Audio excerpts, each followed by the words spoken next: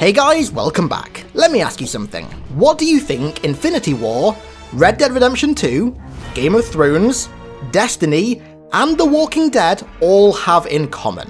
I'll just give you a second to have a think. Feel free to leave your guesses down below in the comments. Want to know the answer? Sure you do. They all have budgets smaller than Halo Infinite. That is, at least if this new rumour by the German site Xbox Dynasty is to be believed. So today I figured that we'd just have a sort of chat about this rumour/leak and give you guys my thoughts on why, as crazy as it might seem, I genuinely believe that this leak is true. So first off, let's take a look at the leak/rumour itself. The dude who reported this ridiculous number is Ralph Adam. Now, I got my cans of Lone Star out and really did some digging about this dude to try and find if he had any sort of track record with leaks or rumours, and just to sort of see generally if he's a trustworthy guy in terms of gaming. Now, I couldn't find any rumours or leaks that he'd revealed before, but he is a legit industry member. He's a game dev who's worked with like Ubisoft, Atari, Disney, and many more, and he currently works for a company called Tiger Team Productions, which is basically a company that aids in the development of games, movies, books, and more. So the dude isn't just like some random guy who is just trying to get attention, he's more than legit. But he's got nothing to do with Halo Infinite or 343, so how the fuck does he know what its budget is? Well, this is where it starts to get interesting. A few weeks ago, Ralph was at GDC, which is basically a big convention for game developers where they can talk with each other, they can meet each other, they can give talks and conferences and share ideas, etc, etc. While he was there, he was talking to people from like various AAA studios, and according to him, the word on the street is that Halo Infinite is the game with by far the biggest development budget in the entire industry right now. A development budget that is multiple of Red Dead 2's. He then said that he didn't want to mention any specific numbers because it is just a rumour at the end of the day, but that if you do the calculations, then it does all start to add up, and we're going to get into that a little bit later. He then said that the total development budget is more than $500 million, and that figure doesn't even include the marketing costs, which is something that he was pretty adamant about. He said that he asked the person who told him this like 3 times just to be sure. So, the real question is this legit? Well, it is just a rumour, so do take it with a grain of salt, but I genuinely believe that this is legit for a few reasons. Firstly, the leak has been out for, what, like a week now? And not a single member of 343 has commented on it whatsoever. Granted, I doubt many devs at 343 would know what the budget of the game is, but still, their lack of words, at least to me, mean more than actual words. You know that old phrase, silence is deafening? Yeah, that fits here quite nicely. Secondly, Infinite, in some shape or form at least, has been in development since before Halo 5 even launched, and considering that it sure as shit ain't getting released this year, it's going to have had a total of 5 years development time. Now, when you factor in the 450 plus people working at 343, running costs, development costs, outsourcing costs, etc, etc, it starts to add up. Now, I know jack shit about game dev salaries, I'm not going to say that I do, but let's just say for argument's sake that the average wage at 343 is $40k a year. That means that every year, $18 million goes to salaries alone, which when you spread the 500 mil across 5 years, is almost 20% of that budget, and that is a super conservative estimate. And like I said before, when you factor in all the other mundane costs, like Ralph said, the calculations really do start to make sense. And thirdly, the one expense that will easily be taking up the biggest portion of the budget is the slipspace engine.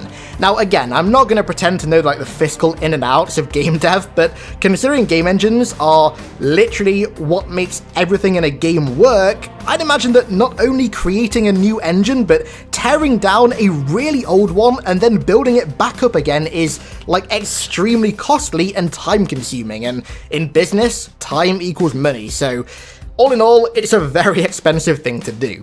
So, at first, Infinite being an over $500 million game sounds genuinely insane, like batshit crazy. But when you break it down and start to look at it more realistically, At least to me, it really doesn't seem that crazy. I don't know, maybe it still doesn't, I've just lost the plot. Let me know your thoughts down below in the comments. However, this all seems well and good for the development of the game, but what will this crazy cash stack mean for Infinite in terms of us, the players? Well, to me at least, it all comes back to the new engine. Engines really aren't something that get replaced every few years. Like, EA are still using the Frostbite engine for just about all of their games, which is a, 10-year-old engine now. Bethesda are, still notoriously using the Creation engine, which is 7 years old, and Treyarch, Infinity Ward, and Sledgehammer still use the IW engine for Call of Duty, which is 13 years old.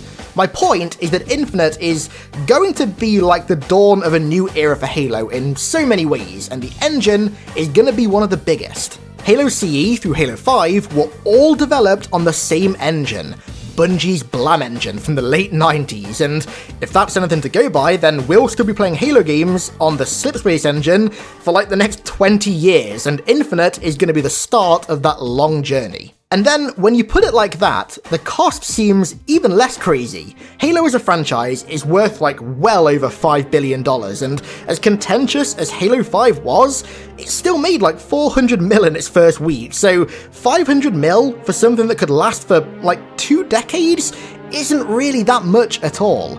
I do find it kind of fitting though that Infinite is going to be the first game on an entirely new engine, considering Combat Evolved, which is arguably Infinite's biggest inspiration, was exactly that for Bungie's Blam engine.